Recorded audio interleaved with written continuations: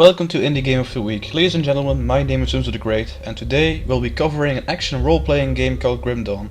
The game was released on the 25th of February and has been developed by Crate Entertainment, which consists of former Blizzard, Irrational and Harmonix employees. In Grim Dawn you play the role of a human living in a dark fantasy world, taken over by evildoers and monsters alike. Humankind is struggling for survival and it's up to you to help them. The first thing that came to my mind when I saw the overhead screen was Diablo. The game has lots of comparisons to Diablo. The combat works kind of the same. You walk around by clicking on open spaces and attack by clicking on enemies. Each click results in one attack, and depending on the attack speed of your weapon, your character will swing or shoot its weapon faster. The world is also just as dark and grim as Diablo. The level up system is pretty straightforward. You gain experience for each monster you kill and for each quest you complete. Finding and reading pieces of lore also grants you a small amount of experience. The combat is loads and loads of fun. Enemies swarm up on you, blood spatters all around, and your mouse buttons will certainly have a hard time while you're playing this game. The monsters level up gradually, just like you do, so the game always keeps challenging. Boss battles are pretty tough on normal difficulty. For my first boss battle I had to employ a sort of hit and run tactic and used a couple of healing potions and special attacks to survive. It was pretty intense, but once you kill that guy, you feel like you're on the top of the world. One of the biggest treats this game has to offer is its dual class system. As soon as you level up, you can choose between 6 classes to improve your character. The soldier class is your hand-to-hand melee combat expert, or your tank, as we all know it. The demolitionist uses traps and guns to outsmart his opponents, although according to the class summary he can also be useful in close combat. Occultists are dark spellcasters, they use curses and spells to inflict poison damage. Nightblades are weapon masters that can use blade magic and illusions to defeat their opponents. Arcanists are the most powerful spellcasters, but they should be kept out of your enemy's reach at all times. I'm never much of a mage type kind of player in these games. Usually I go as a soldier, but this time I decided to become a demolitionist. Because guns, obviously. Then it turned out that guns in this game are actually not that good. In any case, the dual class makes the game so diverse that even while you choose a class of your preference, you can still be a spellcaster wielding a close combat axe, if you would like that. As in most RPGs, you can specialize your classes by allocating skill points. Skill points can be used on active skills and passive skills.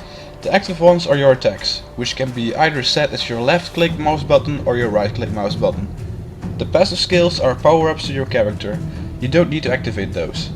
You can level up most of your active skills multiple times, each time making it become more powerful. Let's talk about this world we're playing in. It's called Cairn. Cairn consists of different factions fighting for world dominance, both friendly and hostile.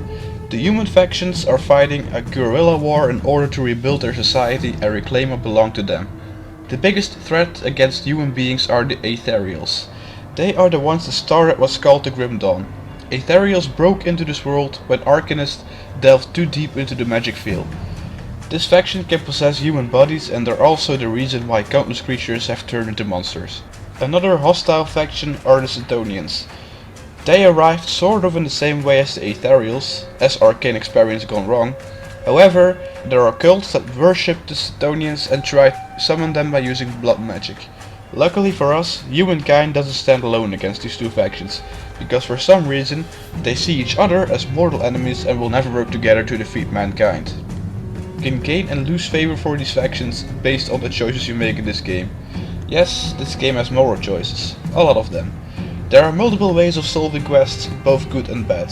Each choice will determine how each faction looks upon you in the future.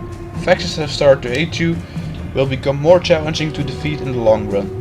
And just like it should be, not all of your choices will always be in favor of everyone you like. Sometimes you have to choose between what I'd call the lesser evil. The gameplay has rogue elements.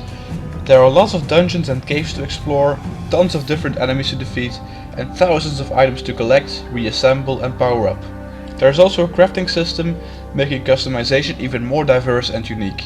The game has a co-op and multiplayer support, but I never played those, so I can't say much about them. I'm sure though that this game will be lots of fun to play with a friend. Now let's talk about the drawbacks of the game. First of all, even though the way you can build and advance your character is immense, You cannot change the appearance of your character. You can choose between a male and a female character, and that's it. The character's look is pre-rendered. There are no customization options whatsoever.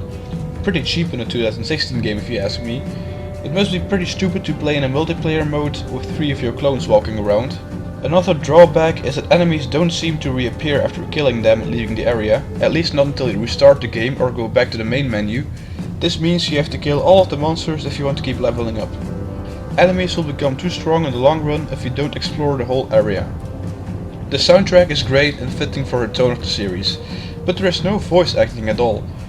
In a modern role-playing game, voice acting is something that could give this game an extra touch of unicity. Good voice acting can draw you into the story, but this game lacks it completely. I might be nitpicking, but there's not that much dialogue in this action-packed game that they couldn't have at the time to add some proper voices to the mix. The game received positive reviews. Many say that it's the best action role-playing game since Diablo 2, and I have to agree with them.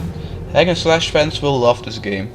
I cannot recommend it enough. You have a vast world to explore and the customization options make it so that the replay value of this game is high.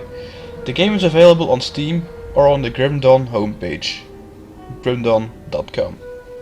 That's it for today. Hopefully seeing you next week for another indie game of the week. Take care.